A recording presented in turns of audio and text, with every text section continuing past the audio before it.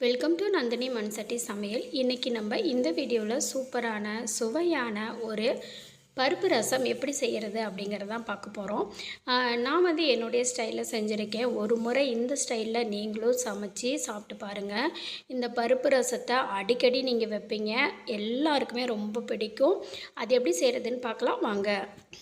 நான் வந்து ஒரு குக்கர் எடுத்திருக்கேன். இந்த அளவு வந்து பருப்பு எடுத்திருக்கேன். நீங்கள் வந்து ஒரு 50 கிராம் பருப்பு எடுத்திங்கன்னா போதும். நல்லா வந்து தண்ணி ஊற்றி 2-3 டைம் வந்து அலசி அந்த தண்ணியை கீழே ஊற்றிடுங்க.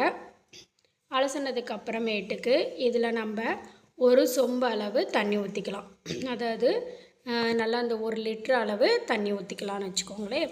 ஊற்றிட்டு இதில் நான் சேர்க்க போகிறது 3 தக்காளி பழம் சேர்த்துக்கலாம். பழுத்த பழம், அதாவது ஓரளவுக்கு பெரிய பழம்னா பழுத்த பழம். இது சின்ன சின்னதாக இருக்கிறதுனால ஒரு 4 பழம் நான் சேர்த்துருக்கேன். அந்த காம்பை மட்டும் கட் பண்ணி எடுத்துருக்கிறேன். மற்றபடி அப்படியே வந்து சேர்த்துருக்கேன். ஒரு 5-6 பூண்டு பல் இதோட ஒன்றா சேர்த்துக்கோங்க.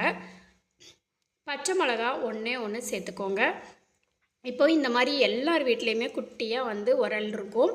அந்த உரலில் வந்து பார்த்திங்கன்னா நான் ஒரு 2 ஸ்பூன் அளவு மிளகு எடுத்திருக்கேன்.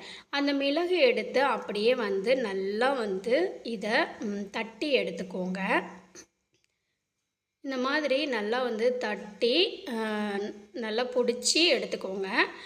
இந்த மாதிரி போடும்போது இந்த மிளகினுடைய வந்து வாசம் சூப்பராக இருக்கும். அதே மாதிரி சளி பிடிச்சவங்க இவங்களுக்கெல்லாம் இந்த மிளகுடைய இது வந்து நல்லா வந்து கேட்கும். இந்த மாதிரி நல்லா வந்து தட்டி நல்லா இப்படி இந்த மாதிரி நசுக்கி எடுத்துக்கோங்க. இதை வந்து நம்ம இப்போ ரெடி பண்ணியிருக்கோம் இல்லைங்களா, அந்த இதோட ஆட் பண்ணிக்கிங்க. இந்த மாதிரி நல்லா வந்து தட்டிக்கோங்க. ஒருவேளை உங்ககிட்ட இந்த உரல் இல்லை அப்படின்னு ஃபீல் பண்ணுறவங்க குட்டி மிக்ஸி ஜார் இருக்கு இல்லைங்களா, அதில் போட்டு நீங்கள் வந்து அதை அரைச்சி எடுத்துக்கோங்க. ரொம்ப நைஸாக அரைக்காதீங்க.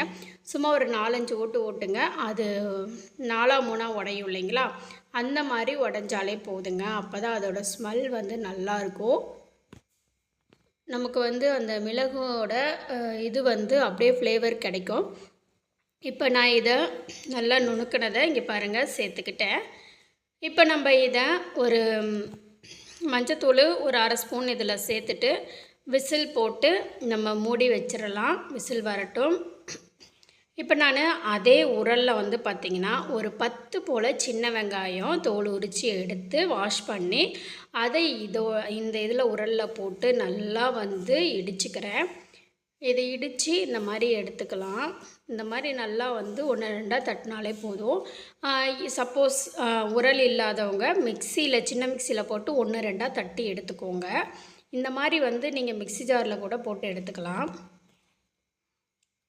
இப்போது இந்த பருப்பெல்லாம் பாருங்கள், நல்லா வந்து ரொம்ப மைய வேகக்கூடாது. இந்த அளவுக்கு பருப்பு நல்லா தெரியணும். மலர்ந்த மாதிரி வெந்திருக்கு. இப்போது நம்ம இதை வந்து கடையக்கூடாது. இந்த மாதிரி கரண்டி வச்சு தக்காளியை மட்டும் நல்லா இப்படி நசுக்கி விட்டுக்குங்க. ஒரு பேன் அடுப்பில் வச்சு ஹீட் பண்ணிக்குங்க. ஹீட் ஆனதுக்கப்புறம் இதில் 1 டேபிள் ஸ்பூன் அளவு எண்ணெய் சேர்த்துக்கோங்க. எண்ணெய் நல்லா சூடாகட்டும். எண்ணெய் நல்லா சூடானதுக்கப்புறம் நீங்கள் வந்து சமையல் எண்ணெய் யூஸ் பண்ணிக்கலாம். நல்லெண்ணெய் யூஸ் பண்ணிங்கன்னா இன்னும் ரொம்ப டேஸ்ட்டாக இருக்கும். இதில் 1 ஸ்பூன் வந்து கடுகு, 1 ஸ்பூன் அளவுக்கு வந்து சீரகமும் சேர்த்திக்கோங்க. இந்த சீரகம், கடுகு இதெல்லாம் இந்த மாதிரி நல்லா பொரியணும். பொரியும் போது வரமிளகா ஒரு 5-6 சேர்த்துக்குங்க. கருவேப்பிலை ஒரு கொத்து சேர்த்துக்கோங்க. சேர்த்துக்கிட்டு நம்ம இடித்து வச்சுக்கக்கூடிய இந்த சின்ன வெங்காயத்தையும் இதோட சேர்த்துக்கோங்க. சேர்த்துட்டு நல்லா இந்த மாதிரி கலந்து விட்டுட்டு இப்போ நம்ம ரெடி பண்ணி வச்சுருந்தோம் இல்லைங்களா பருப்பு, அதை எடுத்து இதோட ஒன்றா சேர்த்துக்கோங்க. சேர்த்துட்டு இப்போ நம்ம இதுக்கு தேவையான அளவு நம்ம உப்பும் சேர்த்துக்கலாங்க. தேவையான அளவு உப்பு சேர்த்து நல்லா வந்து கலந்து விட்டுருங்க. கலந்து விட்டுட்டு இதில் பொடியாக கட் பண்ண கொத்தமல்லி தழை இதோட ஆட் பண்ணிக்கிங்க. பெருங்காயத்தூள் வந்து ஒரு 1/2 ஸ்பூன் அளவு சேர்த்துக்கோங்க. சேர்த்துட்டு இதை எல்லாத்தையும் ஒன்றா நல்லா அப்படியே கலந்து விட்டுருங்க. இது நல்லா வந்து ஒரு கொதி வரணுங்க. நல்லா கொதிக்கணும். ஒரு கொதி வந்தால் தான் இது வந்து ரெடியாச்சு அப்படின்னு சொல்லி அர்த்தம்.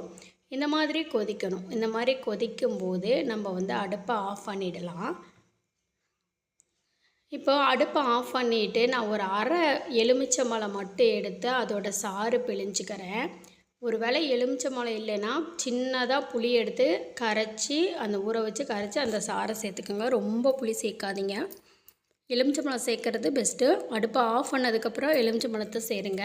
சேர்த்துட்டு கலந்து விட்டுருங்க. பாருங்கள், சூப்பரான சுவையான ஒரு பருப்பு ரசம் ரெடி ஆயிடுச்சு.